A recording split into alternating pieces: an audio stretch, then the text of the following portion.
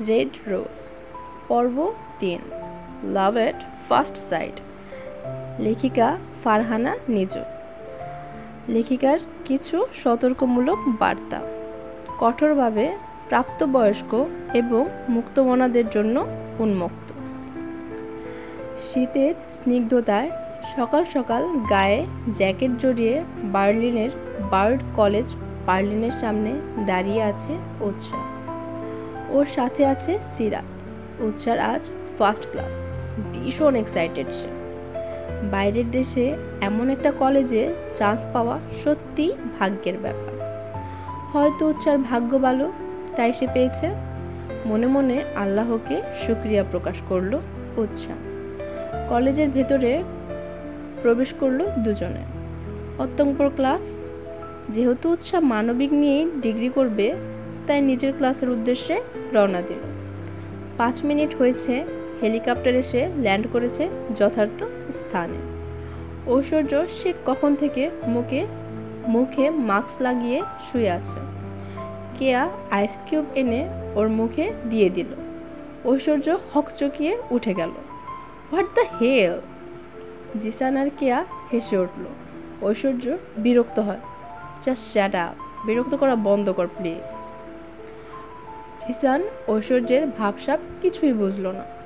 ঐশ্বর্য গাড়ির ভেতরে গিয়ে সিটে হেলান দিয়ে শুয়ে পড়ল। কি রে, এখন কি তুই ঘুমাবি? ঐশ্বর্য চোখের উপর হাত রেখে নাক টেনে বলল, যা এখান থেকে, না হলে তোর মুখ ভেঙে দেব। জিসান বলল, তুই পাক্কা মেয়েবাজ। রিয়েলি? জিসান দাঁত দেখালো। ঐশ্বর্য বলল, মেয়েরা জাস্ট ইউজ করার জন্য, like a dress or tissues. আর কেয়া? জিসান ফেল করে তাকিয়ে জিজ্ঞাসা করে। ঐশ্বর্য উচ্চারণ করে বলে, she is my friend, but she is a girl. So what? আমি কখনো দেখিনি কেয়া বাজে কিছু করতে। ওর মধ্যে এমন কোনো খারাপ কিছু নেই। হয়তো ফ্লার্টিং করে, কিন্তু ওর মন খারাপ না। জিসান বেশ মজা নিয়ে বলে, তাহলে কেয়াকে বিয়ে কর। বিয়ে? My foot! বিয়ে নামও কোনো শব্দ ডিকশনারিতে নেই। জিসান পকেটে হাত গুজে বলে, কিন্তু আমি তোকে বিয়ে দিয়েই ছাড়বো। একমাত্র ভাবি ছাড়া কেউই তোকে ভালো করতে পারবে না। শেমলেস একটা। ঐশ্বর্য গুরুত্ব দিল না। বেচারি কেয়া এসে ঐশ্বর্যের পায়ের কাছে বসলো। ব্রো, একটা পার্টি করি, চল। ঐশ্বর্য কি একটা ভেবে বলল, তাহলে যাওয়া যাক, আজ নাইটে পার্টি হোক। জিসান আর কেয়া হই হই করে ওঠে। হ্যাঁ, তুই ঠিক আছিস তো উৎসা? নিকি উৎসাকে কল করেছে। নিকির ফোন পেয়ে কি আনন্দ উৎসার। হ্যাঁ আপু, আমি ঠিক আছি। তোমরা কেমন আছো? আর মা? হ্যাঁ, আমরা সবাই ঠিক আছি। তুই কিন্তু নিজের খেয়াল রাখিস। হ্যাঁ আপু, অবশ্যই। আর শোন, মিহির খোঁজ পেলে আমাকে জানাতে ভুলবি না। আচ্ছা আপু। ফোন রেখে রুমের দিকে রওনা দেয় নিকি। হঠাৎ আফসানা পাটোয়ারি বলল, নিকি, তুমি একটু বেশি চিন্তা করছো না উৎসাকে নিয়ে? নিকি ফুস করে শ্বাস টেনে নেয়। পেছন ফিরে তাকালো সে। বুকে হাত গুজে বলে, মাম্মা, তুমি উৎসাকে সহ্য নাই বা করতে পারো, কিন্তু ও আমার বোন হয়, তাই ওকে নিয়ে অবশ্যই চিন্তা করব। নিকি, ভুলে যেও না তুমি কার সঙ্গে কথা বলছো। আমি তোমার মা। নিকি তাচ্ছিল্যের হাসি হাসলো। আফসোস, সত্যি তুমি আমার মা বলেই হয়তো চুপ আছি, না হলে। যাই হোক, আর বলতে চাইছি না। আফসানা পাটোয়ারি হতাশ হলো। এই মেয়ে তার কথা মোটেও শোনে না। নিকি রুমের দিকে চলে গেল। বার্গহাইন নাইট ক্লাবের সামনে এসে ব্ল্যাক মার্সিডিজ কার দাঁড়ালো। এই ক্লাব বার্লিন শহরের সবচেয়ে বিখ্যাত ক্লাব। এই ক্লাবে ঢুকতে মিনিমাম কেউ 3 ঘন্টারও বেশি দাঁড়িয়ে থাকে। ঐশ্বর্য আর ওর ফ্রেন্ডরা ক্লাবের সামনে আসে। নিজের আইডি কার্ড শো করতেই ঐশ্বর্য জিসান এবং কেয়াকে ভেতরে প্রবেশ করতে দেয়। আপু, আপনি রোজ রোজ কোথায় যান?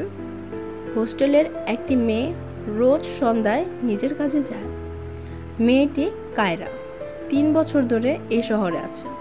এই হোস্টেলের অনেক মেয়েকেই সে নিজের কাজে লাগিয়েছে। কিছুদিন আগেই শুনেছে হোস্টেলে নতুন একটা মেয়ে এসেছে। হু আর ইউ? কায়রা প্রশ্ন করে উৎসাকে। উৎসা অধরে হাসি ঝুলিয়ে বলল, হাই, আমি উৎসা, মানে আই এম উৎসা। বাংলাতে বলতে পারো, আমি বাংলা জানি। উৎসা কায়রার কথা শুনে স্বস্তি পেল। বললে না তুমি রোজ কোথায় যাও, আর গার্ড তোমাকে সন্ধ্যার পর বাইরে অ্যালাউ করে? কায়রা বাঁকা হাসলো। সে যে কোথায় যায় সেটা গার্ড ভালোভাবেই জানে। কায়রা উৎসাকে ভালোভাবে পরোক্ষ করে নেয়। মেয়েটা দেখতে বেশ সুন্দর। মনে মনে ভাবলো, ওকে যদি কাজ লাগানো যায় তাহলে অবশ্যই বস তাকে এক্সট্রা চার্জ দেবে। যেমন ভাবনা তেমনি কাজ। কায়রা উৎসাকে বলে, অ্যাকচুয়ালি আমি একটা জব করি, বলতে পারো পার্ট টাইম জব, তাই যেতে হয়। উৎসা বেশ উদ্গ্রীব হয়ে জিজ্ঞাসা করে, জব? কায়রা ছোট ছোট চোখ করে বলে, yes, any problem? No no. Kiara অপেক্ষা করলো না, হাঁটতে লাগলো। উৎসা ভাবলো, সেও যদি একটা পার্ট টাইম জব করে তাহলে খুব ভালো হবে। কায়রা অপেক্ষা করছে কখন উৎসা তাকে ফের ডাকবে। তার ভাবনা সত্যি করে উৎসা দৌড়ে ওর সামনে চলে এলো। আপু, can you help me please? Kaira হাসলো, অবশ্যই, তা অগোচরে। Yes, I will be try. আসলে আপু, আমিও স্টুডেন্ট, আমিও পড়াশোনার পাশাপাশি জব করতে চাই, তুমি কি আমাকে হেল্প করবে? কায়রা মনে মনে বলল, এটাই তো চাইছিলাম। হ্যাঁ অবশ্যই, তুমি বরং আমার সাথে চলো, আমাদের বসের সাথে মিট করিয়ে দিই। উৎসা ভাবনায় পড়ে গেল। এই সন্ধ্যায় যাবে? এক্ষুনি যেতে হবে? হ্যাঁ, তুমি বরং তাড়াতাড়ি তৈরি হয়ে নাও, আর অবশ্যই ভালো ড্রেস পরবে। উৎসা অবাক হয়, office get up? No way, এখন তো বসের সাথে দেখা করবে, অফিস যখন যাবে তখন না হয় তেমনভাবে যেও। উৎসা হ্যাঁসূচক মাথা নাড়ল। বার্গাইন ক্লাবের সামনে দাঁড়িয়ে আছে উৎসা। পরনে তার রেড গাউন, কেমন একটা হাঁসফাঁস লাগছে তার। কায়রা এই ড্রেস পরতে বলেছে উৎসাকে। উৎসার কেমন একটা লাগছে, মনেই হচ্ছে না এখানে অফিসের কোনো কথা হবে। সবচেয়ে আশ্চর্যের বিষয় হলো, কায়রা এখানে আসার পর রেস্টরুমে গিয়ে ড্রেস চেঞ্জ করে খুবই পাতলা এবং ছোট মিনি স্কার্ট পরেছে। Let's go.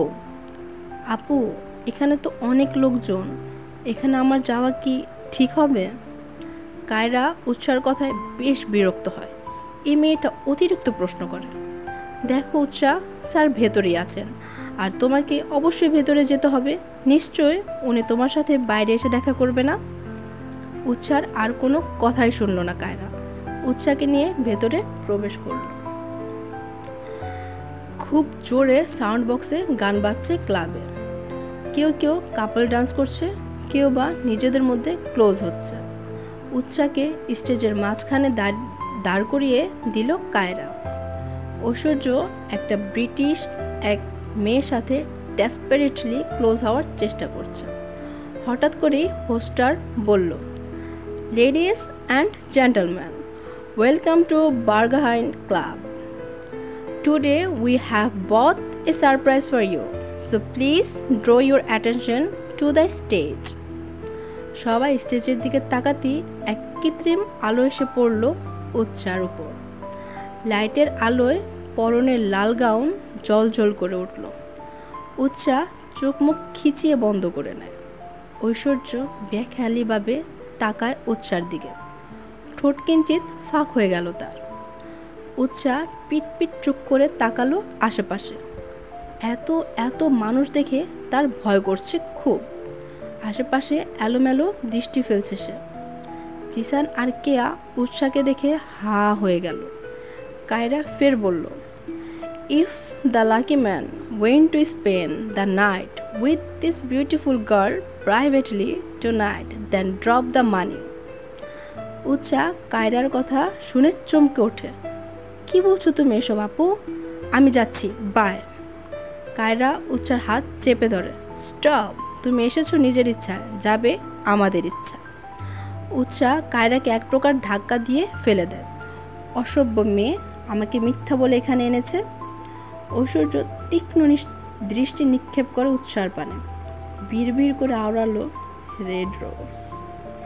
উৎসা বের হতেই যাবে, এর মধ্যে একটা ছেলে ওর হাত ধরে বলল, বেবি, লেটস হ্যাভ ফান। উৎসা রাগে দুঃখে ঠাস করে চড় বসালো ছেলেটির গালে। Stay away from me. Aishwarya ঠোঁট কামড়ে ধরে। জিসানকে বলল, আইস কিউব নিয়ে আয়। ঐশ্বর্য নাক মুখ কুচকে বলে, মেয়ে তো আছে, আবার আইস কিউব দিয়ে কি করবি? ঐশ্বর্য দাঁতে দাঁত চেপে হিসিয়ে বলে, প্যান্টের ভেতর দেব, তুই দিবি? কেয়া ফিক করে হেসে নিজের মতো এনজয় করতে লাগলো। জিসান গিয়ে আইস কিউব নিয়ে আসে। চোখের পানি মুছে রাস্তা দিয়ে হেঁটে যাচ্ছে উৎসা। এখানকার মানুষ এত খারাপ, সে আগে জানলে অবশ্যই মেয়ের সাথে আসতো না। আসলেই সবাই ঠিক বলে, মেয়েরাই মেয়েদের শত্রু। হাঁটতে হাঁটতে অজানা জায়গায় চলে এলো উৎসা। এটা ঠিক কোন জায়গা বুঝতে পারছে না সে। তৎক্ষণাৎ বুঝলো কেউ একজন তার পিছনে আছে। ঘাড় বাঁকিয়ে তাকালো উৎসা। ক্লাবের সে ছেলেটি কে দেখে চমকে ওঠে। Baby, didn't fix me by sleeping. Utsa ভয় পেয়ে গেল। ছেলেটি এসে ওর হাত ঝাপটে ধরে। উৎসা চিৎকার করে ওঠে, leave me, save someone please. Hey, leave her. পুরুষালী কণ্ঠস্বর শুনে সামনের দিকে তাকালো উৎসা। ব্ল্যাক টি শার্ট আর জিন্স পরে দাঁড়িয়ে আছে ঐশ্বর্য। পকেটে হাত গুজে তীক্ষ্ণ দৃষ্টি নিক্ষেপ করেছে সে। ঐশ্বর্যকে দেখে উৎসা কাপা গলায় বলল, আমাকে বাঁচান, সেভ মি প্লিজ। উৎসা নিজের হাত ছাড়ানোর চেষ্টা করে। তার মাঝে ছেলেটি চিৎকার করে উঠল, who the hell are you man? Your father. ঐশ্বর্য গর্জে কথাটা বলল। ছেলেটি উৎসাকে ফেলে ঐশ্বর্যের দিকে এগোতেই হকি স্টিক দিয়ে সজোরে মাথায় মারল। মুহূর্তে ছেলেটির নিথর দেহ মাটিতে লুটিয়ে পড়ে। উৎসা শুকনো ডোক গিলল। ঐশ্বর্যের দিকে তাকাতেই মাথা ঘুরিয়ে সেও পড়ে যেতে না। ঐশ্বর্য এগিয়ে গিয়ে এক হাত ধরে ফেলল তাকে। কপালের চুলগুলো মুখে এসে আছড়ে পড়ল তার। ঐশ্বর্য ফু দিয়ে বিড়বিড় করে আওড়ালো, you look like a red rose. আজকে এই পর্যন্তই। আগামীতে আবারও আসবো সুন্দর ও রোমাঞ্চকর আরেকটি পর্ব নিয়ে।